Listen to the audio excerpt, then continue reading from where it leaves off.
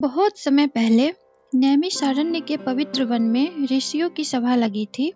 वहीं पर सूत जी कथा सुनाने बैठे थे और शौनक जी ने विनम्र भाव से प्रश्न किया, हे भगवान, हर पूजा की शुरुआत गणेश जी से ही क्यों होती है? ब्रह्मा, विष्णु और शिव जैसे महादेवताओं के रहते हुए गणेश जी को ही प्रथम पूजा का अधिकार कैसे मिला? सूत जी बोले, शौनक, यह प्रश्न बहुत गूढ़ है। प्राचीन काल में प्रत्येक मनुष्य अपने अपने इष्ट देव की पूजा करता था। इससे धीरे धीरे देवताओं के बीच विवाद उत्पन्न होने लगा। हर देवता चाहते थे कि उसे सबसे पहले पूजा मिले। यह विवाद इतना बढ़ गया कि सभी देवता मिलकर भगवान शिव के पास समाधान की तलाश में पहुंच गए।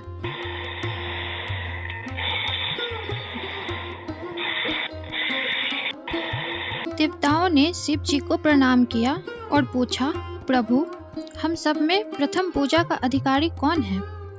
शिव जी कुछ देर मौन रहे, फिर मुस्कुराए और बोले, इसका निपटारा वाद विवाद से नहीं बल्कि परीक्षा से होगा।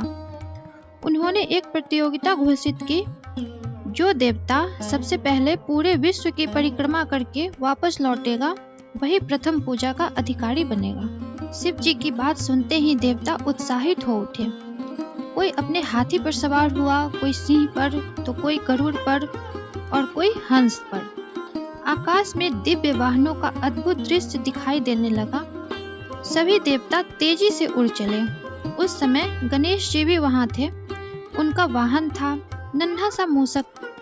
अन्य देवताओं के भव्य वाहनों को देखकर मूषक की गति पर उन्हें हंसी भी आई और चिंता भी। गणेश जी ने सोचा, इस छोटे से वाहन पर बैठकर विश्व की परिक्रमा करना असंभव है। यदि मैं दौड़ में शामिल भी हो जाऊं तो मैं सबसे पीछे रह जाऊंगा। कुछ देर वे असमंजस में बैठे रहे, परंतु गणेश जी केवल बस बल के देवता नहीं थे, वे बुद्धि और विवेक के भी प्रतीक थे। अचानक उनके मन में एक विचार कौन था। उन्होंने सोचा, शिव जी ही जगत के मूल हैं। संपूर्ण विश्व उन्हीं में समाया है। यदि मैं शिव जी की ही परिक्रमा कर लूं, तो वह विश्व की परिक्रमा के समान ही होगी। यह सोचकर वे अपने मूषक पर बैठे और शिव जी की परिक्रमा करने लगे। गणेश जी ने शिव जी की 3 बार परिक्रमा की और हाथ जोड़कर उनके चरणों में खड़े हो गए। जब अन्य देवता अपनी लंबी यात्रा पूरी करके लौटे, तो उन्होंने गणेश जी को पहले से उपस्थित देखा। वे आश्चर्यचकित होकर बोले, हे गणेश, तुम तो कहीं भी दिखाई नहीं दिए, फिर यहाँ पहले कैसे पहुँच गए? गणेश जी ने मुस्कुराकर उत्तर दिया, समस्त जगत शिव जी में विद्यमान है। उनकी परिक्रमा करना ही पूरे विश्व की परिक्रमा के समान है। मैंने अपनी परिक्रमा पूरी कर ली है। यह सुनकर देवता निरुत्तर रह गए। सभी ने स्वीकार किया कि गणेश जी की बुद्धि अद्वितीय है। शिव जी ने प्रसन्न होकर कहा, गणेश जी ने सत्य कहा है। उन्होंने अपनी बुद्धि से इस प्रतियोगिता में विजय प्राप्त की है। इसीलिए आज से हर पूजा में सर्वप्रथम गणेश जी का स्मरण और पूजन होगा। देवताओं ने मिलकर गणेश जी की स्तुति की और उन्हें प्रणाम किया। सूतक जी ने शौनक जी से कहा, हे ऋषि, इस कथा से हमें यह शिक्षा मिलती है कि बल, धन और साधन से बड़ी चीज है बुद्धि और विवेक। गणेश जी ने अपने छोटे से वाहन मूषक के बावजूद अपनी सूझबूझ से विजय प्राप्त की।